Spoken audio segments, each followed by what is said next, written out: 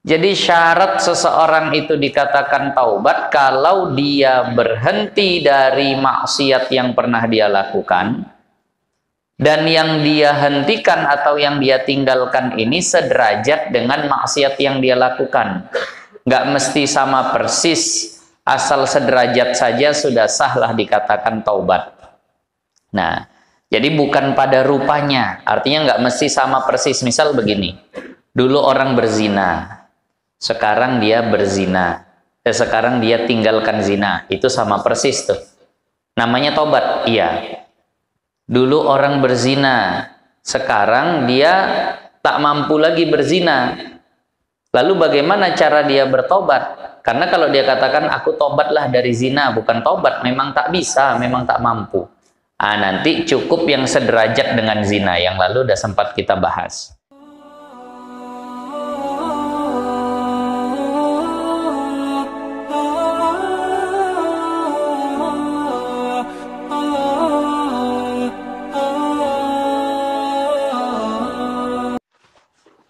Assalamualaikum warahmatullahi wabarakatuh.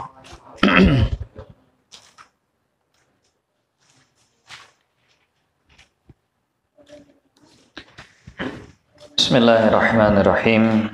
Limardatillahi subhanahu wa ta'ala wa hidayatihi wa inayatihi wa taufiqihi wa ila hadratin nabiyyil mustafa Muhammad wa ala alihi wa sahbihi ajma'in. ولجميع مشايخنا ولوالدينا وخصوصا لمؤلفي هذه الكتب. الفاتحة. أعوذ بالله من الشيطان الرجيم. بسم الله الرحمن الرحيم. الحمد لله رب العالمين الرحمن الرحيم مالك يوم الدين إياك نعبد وإياك نستعين اهدنا الصراط المستقيم صراط الذين أنعمت عليهم غير المغضوب عليهم ولا الضالين آمين. الحمد لله رب العالمين والصلاة والسلام على أشرف الأنبياء والمرسلين سيدنا ومولانا محمد وعلى آله وصحبه أجمعين. أما بعد ربي يسر ولا تعسر ربي تمم بخير. Qala al-muallif rahimahullahu ta'ala wa nafa'ana Allahu bihi wa bi barakati ulumihi fid dharain. Amin. Insyaallah kita akan lanjutkan bacaan kitab Minhajul Abidin kita, masih tentang aqabah yang kedua, yakni tentang taubat. Yang lalu sudah dibahas bahwasannya syarat taubat itu yang pertama, dia harus meninggalkan dosa itu. Yang kedua, tidak ada lagi cita-citanya untuk melakukan dosa itu. Dan taubat ini maksudnya adalah berhenti dari dosa yang pernah dilakukan. Maka kalau dia pernah melakukan maksiat, misalnya mencuri, lalu dia bertobat dari mencuri, itu betul bahasanya, bertobat dari mencuri yang pernah dia lakukan. Tapi kalau seandainya maksiat itu tak pernah dia lakukan, maka tak bisa disebut dengan bertaubat, tapi istilahnya muttaqi anid dzambi, yang menghindar daripada maksiat. Maka yang lalu dikatakan bahwa Sayyiduna Umar bin Khattab itu sah dikatakan at-taib minal kufri, orang yang bertaubat daripada kekufuran. Itu boleh dikatakan. Kenapa? Karena memang Sayyiduna Umar bin Khattab pernah melakukan kekufuran. Tapi Rasulullah tidak sah dikatakan sebagai at-taib minal kufri, orang yang taubat daripada kekufuran. Itu tak boleh. Kenapa? Karena tak pernah terjadi kekufuran itu di diri baginda Nabi. Jadi dikatakan muttaqi minal kufri, orang yang menghindar, menjauhi kekafiran. Nah, itu yang lalu. Sekarang kita masuk dan ketiga, ya. Dan ketiga, bahwasannya dosa yang dahulu. Nah, syarat yang ketiga, dosa yang dahulu ada ia seumpama barang yang ia meninggalkan dengan ikhtiarnya.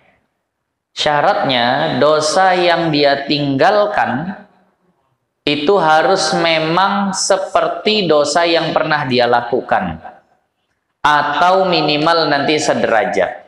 Nah, jadi di sini dikatakan bahwasannya dosa yang dahulu yang pernah dia lakukan itu seumpama dosa yang ia tinggalkan dengan ikhtiarnya pada manzilahnya, yakni pada kedudukannya, pada derajatnya, dan pada tempatnya, tiada pada rupanya.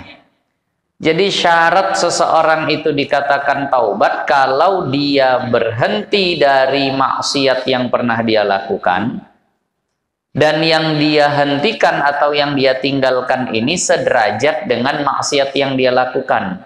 Nggak mesti sama persis, asal sederajat saja sudah sahlah dikatakan taubat. Nah, jadi bukan pada rupanya, artinya nggak mesti sama persis. Misal begini, dulu orang berzina, sekarang dia berzina, sekarang dia tinggalkan zina, itu sama persis tuh. Namanya tobat, iya. Dulu orang berzina, sekarang dia tak mampu lagi berzina. Lalu bagaimana cara dia bertobat? Karena kalau dia katakan aku tobatlah dari zina, bukan tobat, memang tak bisa, memang tak mampu. Nanti cukup yang sederajat dengan zina, yang lalu udah sempat kita bahas. Nah, ini bunyi di kitabnya bagaimana?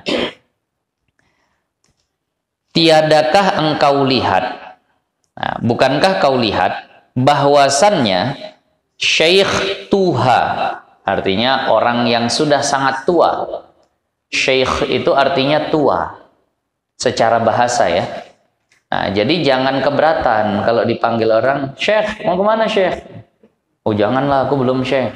Syekh itu secara bahasa artinya, nah, ma balagha arba'in, yang sudah sampai usia 40 tahun. 40 tahun Syekh. Pak Isa Syekh. Oh, udah. Nah. Jadi Syekh itu artinya secara bahasa yang sudah sampai 40 tahun. Jadi kalau saya perhatikan banyak tuan-tuan syekh di sini. Nah, secara bahasa. Tapi kalau secara istilah syar'i adalah orang yang memiliki banyak ilmu. Nah, jadi di sini pakai yang bahasa, bukan pakai yang ini ya, bukan pakai yang secara istilah keilmuan. Di sini pakai yang bahasa. Syekh tua. 40 tahun ke atas lah. Yang sudah sangat tua. Yang lumpuh, udah tua lumpuh lagi. Nah, jadi syekh tua yang lumpuh, yang telah mendahulu daripadanya zina, yang dulu dia pernah berzina. Ada orang tua, usianya 75 tahun. Nah, udah rabun, lumpuh, lemah, tak bisa banyak bergerak. Dulu dia berzina.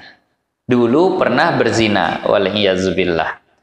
Nah, dan memutuskan halnya apabila berkehendak bahwa taubat daripada yang demikian itu dapat akan dia taubat, tiada mustahil atasnya. Kalau seandainya orang tua tadi yang sudah 75 tahun, yang dulu mohon maaf kerjanya main perempuan, lalu dia mau bertaubat daripada zina, diterima nggak taubatnya? Diterima. Malam yugharghir. Kata Rasulullah, innallaha yaqbalu taubatal abdi malam yugharghir. Sesungguhnya Allah akan tetap terus menerima taubat hamba selama belum dia itu ghargharah. Ghargharah itu ruh sudah sampai di kerongkongan. Bagi yang pernah menemani, mendampingi orang yang sakaratul maut, terlihat jelas gerak ruh tadi itu. Yang pertama dia akan berusaha menggesekkan kakinya. Itu tanda sudah mau habis ruh di kaki. Nanti udah terakhir kaki udah nggak bisa bergerak, dingin betul kaki itu. Nah, kemudian nanti perut naik turun. Habis itu perutnya berhenti, tak lagi naik turun perutnya. Dada yang masih naik turun. Habis itu dada berhenti, tinggal yang bergerak leher. Habis itu leher, nah, kalau sudah di leher itu udah gor-goroh namanya. Itu kalau tobat di situ nggak bisa. Jadi bagi pendamping, begitu melihat gelagat sudah seperti itu, terus ditalqin, ingatkan taubat, talqin, taubat, talqin, taubat. Karena kalau sudah gor-goroh, dah tak diterima lagi. Lalu yang terakhir nanti tinggal lisannya bergerak, leher udah tak bergerak, tinggal lidah saja. Habis itu lidah berhenti, selesai. Nah, mungkin Ustaz waktu gor-goroh itu dia bertobat. Tak diterima taubatnya, tak diterima. Tapi begini, perhatikan. Kadang ada orang yang merasa, wah kalau nggak diterima taubatnya pasti neraka lah ini. Perhatikan. Ada ayat yang bunyinya seperti ini. Sesungguhnya Allah tidak mengampunkan, tidak memaafkan, tidak mengampuni dosa syirik, dan akan mengampuni dosa selain itu. Paham? Pernah dengar ayat seperti ini ya? Allah tidak mengampuni dosa syirik, tetapi Allah mengampuni dosa selain syirik. Ini kadang ada orang yang salah memahami. Jadi begitu ada orang datang ke dukun, udahlah tak bisa lagi kalau diampuni Allah. Nah, putus asa orang. Ya bagaimana dengan Sayyiduna Umar yang dulu nyembah berhala? Diterima nggak lagi setelah? Jadi maksud ayat ini di akhirat, setelah wafat, setelah meninggal dunia. Misal, ada penzina, tukang mabuk, bandar judi, tapi masih tetap i'tiqadnya la ilaha illallah, Muhammadur Rasulullah. Sifat 20 masih paham lah. Dulu sempat ngaji. Nah, tapi tak teramalkan. Terfahami, teryakini, tapi tidak meresap di dalam kelakuan. Jadi bandar judi, tukang mabuk, tukang bezina. Meninggal tak sempat taubat. Mendadak meninggal. Tak sempat taubat. Pertanyaannya, mungkin nggak dia untuk mendapatkan ampunan? Bisa nggak dia dapat ampunan oleh Allah di akhirat nanti? Bisa. Istilahnya, fi masyiatillah, terserah Allah, bisa diampuni, bisa tidak. Kenapa? Karena dosanya bukan syirik. Nah, tapi ada orang memang menduakan Allah, nyembah pohon, nyembah matahari, nyembah bulan, bintang, mati belum sempat taubat. Bisa nggak dapat ampunan Allah? Tak bisa. Itu maksudnya di akhirat. Jadi ketika dikatakan kalau ada orang tobatnya tak diterima lagi, sampai gor-goroh, tak juga bertobat, bisa nggak dapat ampunan Allah? Ya masih bisa. Tapi kalau dia bertobat benar-benar sebelum gor-goroh, berarti dia memang sudah dapat ampunan ketika hidup. Mati dalam keadaan bersih dari dosa. Kalau yang mati belum tobat, fi masyiatillah. Nah, dalam kehendak Allah, Allah mau ampuni, diampuni. Nah, karena ini kalau secara hukum akli kan, orang maksiat dimasukkan surga pun perkara yang jaiz bagi Allah. Nah, jadi maka oleh sebab itu tadi maksud. Jadi kalau nggak diterima, bukan berarti wah pasti masuk neraka nih, nggak juga. Allah mau ampuni bisa. Anaknya ada yang hafiz, man qara'al qur'ana wa hafizahu. Nah, adkhalahullahul jannah. Barang siapa yang baca Quran dan hafal Quran, maka Allah akan memasukkan dia ke surga. Wa syaffa'ahu fi ashrin min ahli baitihi istaujabun nar. Dan dia Allah berikan kesempatan untuk menyelamatkan 10 anggota keluarganya yang sudah dipastikan vonis masuk neraka. Beruntung Bapak Ibu yang punya anak hafiz Quran, yang punya anak hafal Quran 30 juz.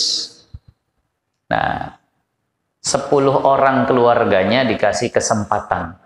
Dia selamatkan yang sudah divonis masuk neraka. Nah, tapi yang betul-betul hafal Quran 30 juz. Memang fadilahnya besar, tapi tanggung jawabnya besar. Bukan menakut-nakuti, tapi memang seperti itu. Orang yang sudah hafal Quran, menghafal Al-Quran, itu hukumnya fardu kifayah. Ada yang mengatakan sunnah muakkadah. Tapi begitu dia sudah hafal, menjaga hafalannya hukumnya fardu ain bagi dia. Nah, itu dia tadi. Begitu sudah hafal, hukum menjaganya itu jadi fardu ain. Itu yang kemarin baru kami dengar dari Syekh Sofyan Nur ketika kami berangkat ke Bogor. Di situ dinasihati, ini para penghafal Al-Quran hati-hati. Nah, karena kalau sudah hafal, menjaga hafalannya itu fardu ain. Nah, memang pernyataan-pernyataan seperti ini agak berbahaya. Adalah tak usah hafal Quran lah, kan jadi begitu. Tapi lihat, fadilahnya itu luar biasa. Ketika sudah hafal, ya teruslah dimurajaah. Artinya begini, kalau memang hafalan itu hilang karena sama sekali tak ada usaha dari dia, sama sekali tak ada usaha dari dia untuk menghafal, mengulang-ulangnya, ya itu yang kena. Tapi ini dia sudah berusaha ngulang-ulang, tapi memang lemah ingatannya lah. Namanya udah tua, ataupun juga udah disibukkan dengan yang tak bisa terbagi otaknya. Belajar sholat wajib, sementara dia pingin ngapal Quran, ya samping belajar ini samping ngapal, ternyata nggak bisa otaknya itu tadi. Ya mudah-mudahan begini dimaafkan. Tapi kalau seandainya nggak hafalnya karena tersibukkan dengan hal-hal yang bukan fardu ain ya bahasanya, dengan yang lainnya, maka ini yang agak berat nanti. Nah, jadi mana tahu dia punya anak yang seperti itu, kan bisa masuk surga juga lah. Kalau punya anak yang hafiz Quran tadi. Nah, tapi kalau anaknya ulama lebih hebat lagi. Tak dibatasi 10. Nah, kalau ulama itu dia bisa menyelamatkan sebanyak jumlah muridnya. Nah, itu tadi dalam satu riwayat. Bahkan Allah itu ketika sudah di depan pintu surga, Allah katakan kepada abid. Abid itu artinya yang ahli ibadah. Udkhulul jannah, masuk, yang rajin salat, rajin puasa, rajin ibadah, masuk surga. Wa yuqalu lil alim, tapi orang-orang yang berilmu, yang mengajarkan ilmunya, qif, berhenti dulu.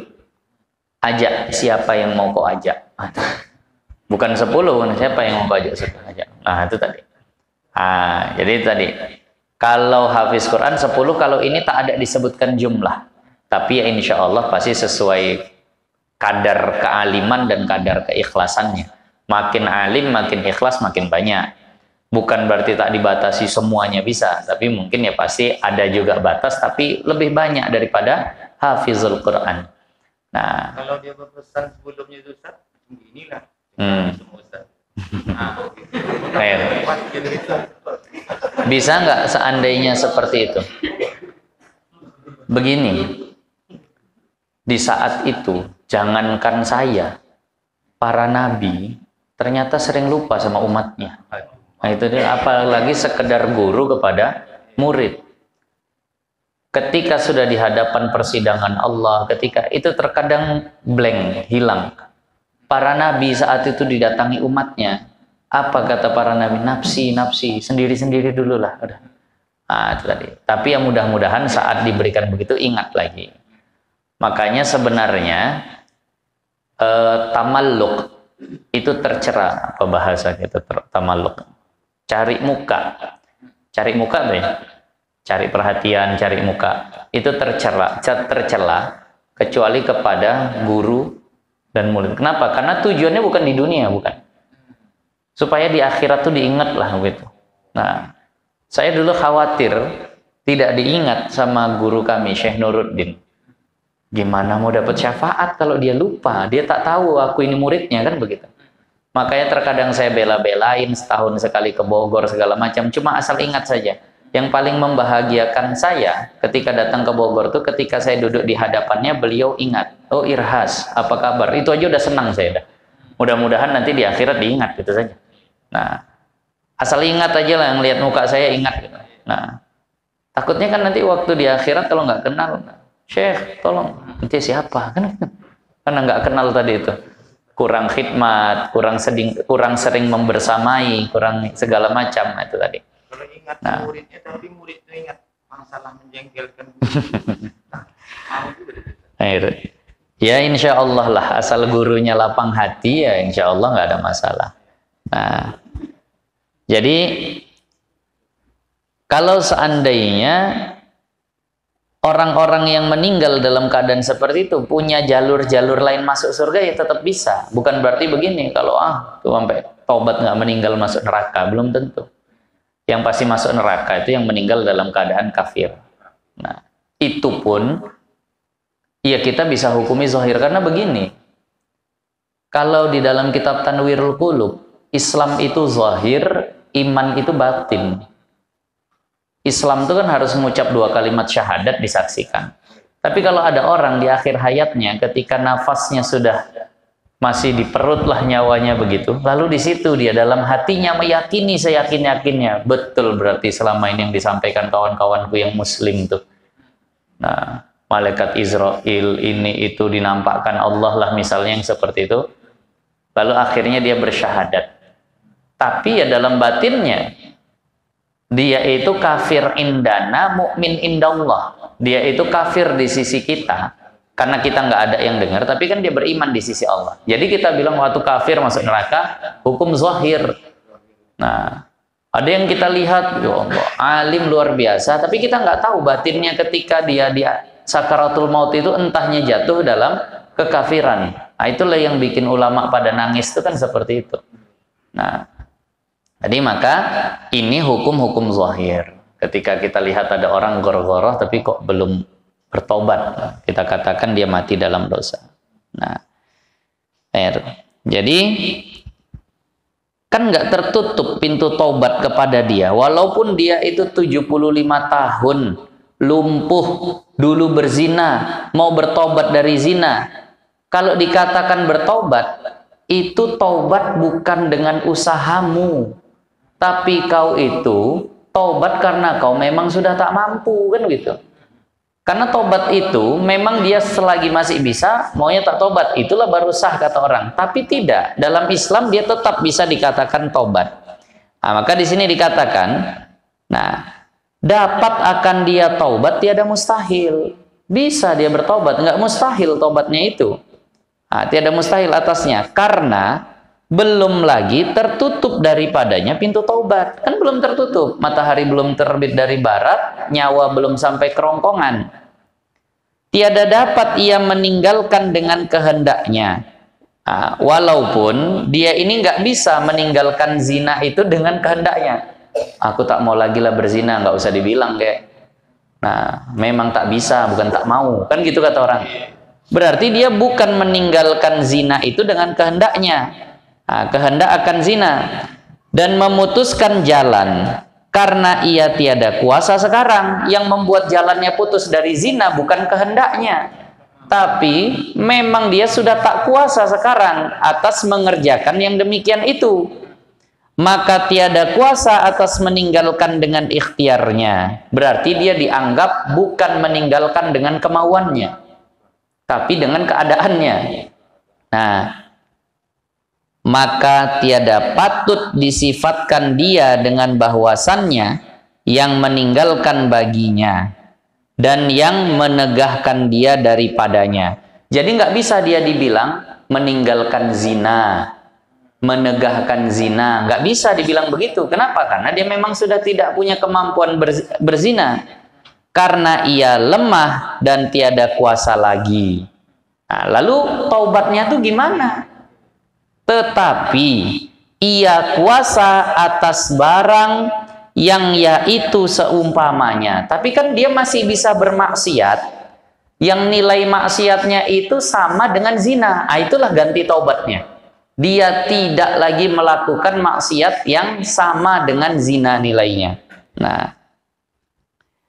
Nah, yang seumpama zina, dan memutuskan jalan pada tempatnya dan derajatnya. Nah, jadi dia bisa masih sanggup untuk bertaubat dari dosa-dosa yang sederajat dengan zina. Misal dia lumpuh, dia tak punya kekuatan fisik, tapi mulutnya kan masih lancar ngomong. Berarti masih bisa dusta nggak dia? Masih bisa gibah, masih bisa dusta, masih bisa mencela. Maka inilah taubatnya, meninggalkan semua yang masih bisa dia lakukan ini. Nah, seperti menuduh orang akan zina. Masih bisa nggak dia nuduh orang berzina? Nah, itulah yang dia tinggalkan. Bukan lagi berzinanya. Itulah cara tobatnya. Dan dusta, dan mengupat, dan mengadu-ngadu. Namimah. Mengadu domba. Bahasa kita provokator, kompor, tukang manas-manasi orang supaya berantem, berkelahi. Karena sekaliannya itu maasi itu maksiat. Karena sekaliannya itu maksiat, dan jika ada ia berlebih kurang pada dosanya, walaupun beda-beda dosanya, ya tak samalah dosa dusta sama dosa zina, tak samalah dosa gibah dengan dosa zina, walaupun seperti itu, pada hak adami, pada diri manusia, pada tiap-tiap satu dengan kadarnya, tetapi sekaliannya ini maksiat yang far'iyah, yakni bukan asal. Nah, begini, nanti tingkat dosa itu ada 3. Pertama, yang paling tinggi, kafir. Bawahnya, bid'ah. Bawahnya, far'iyah. Zina, minum khamar, dusta, judi, itu semuanya adalah maksiat far'iyah. Walaupun beda-beda, tapi digolongkan masih satu kelompok. Nah, jadi itu tadi, makanya walaupun dia beda-beda, tapi semuanya itu adalah maksiat far'iyah, maksiat cabang, bukan asal, bukan maksiat akar, dan menempati satu jua, jadi dianggap satu kelompok. Nah, tadi ya misal ada Rasul, ada Nabi, ada wali. Wali ini ada tingkatannya nggak?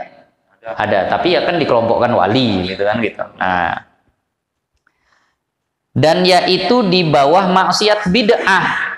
Maksiat far'iyah itu di bawah maksiat bid'ah, dan bid'ah itu di bawah maksiat kafir atau kufur. Nah, jadi udah tahu urutannya. Maksiat yang paling tinggi adalah kufur, di bawahnya bid'ah, di bawahnya far'iyah tadi itu. Nah, wah ini kalau orang Wahabi dengar senang kali itu. Bid'ah itu di bawah kafir tuh. Ini bid'ah yang bagaimana maksudnya? Ini maksudnya bid'ah dalam akidah yang dimaksud. Kenapa dia di bawah kekafiran? Karena dia tersamar. Orang masih nganggap Islam tapi sudah nyeleweng. Nah, itu bahayanya itu tadi. Misal Syiah, itu pelaku bid'ah. Nah, yang meyakini bahwa semuanya itu Sayyiduna Ali, Sayyiduna Abu Bakar kafir, Umar kafir. Ya ini kan bahaya. Kenapa? Bungkusnya masih Islam. Nah, Mu'tazilahnya ataupun liberalnya ataupun yang lain-lainnya lah. Nah, jadi ini sangat bahaya yang seperti ini. Kenapa? Kesannya Islam tapi sudah sangat-sangat bisa merusak Islam. Tapi nggak dihukumi kafir sampean misalnya. Tapi bid'ah misalnya. Nah, kan banyak kalau kita belajar tauhid, pemahaman yang seperti itu bid'ah tapi tidak dihukumi kafir. Misal tentang masalah wahdaniyah fi'il. Kan kita kalau dikatakan api yang membakar dengan kekuatannya sendiri kafir. Kalau dikatakan yang membakar adalah api tapi kekuatannya dari Allah, itu dikatakan apa? Bid'ah tadi itu fasik tapi tidak kafir. Nah, itu kurang lebih yang seperti itulah. Nah, Qadariyah, Jabariyah itu termasuk bid'ah. Itu maksiat di bawah kafir tadi. Nah, itu nanti sama Ustaz Mitra lah pembagiannya. Nah, ada yang dihukumi jahil, ada yang dihukumi selamat. Nah, ada 4 tingkatan tuh, bisa. Masih ingat lah mudah-mudahan. Nah, jadi itu tadi yang dimaksud dengan bid'ah dan kufur. Maka karena yang demikian itulah sah daripadanya taubat daripada zina. Tetap dia sah dari taubat daripada zina artinya bukan meninggalkan zina, tapi meninggalkan dosa-dosa yang masih satu kategori dengan zina, yakni maksiat far'iyah. Dan memutuskan jalan dan sekaliannya barang yang telah terdahulu daripada segala dosanya, yang yaitu ia sudah lemah daripada umpamanya pada harinya, pada hari sekarang, dan pada apa itu?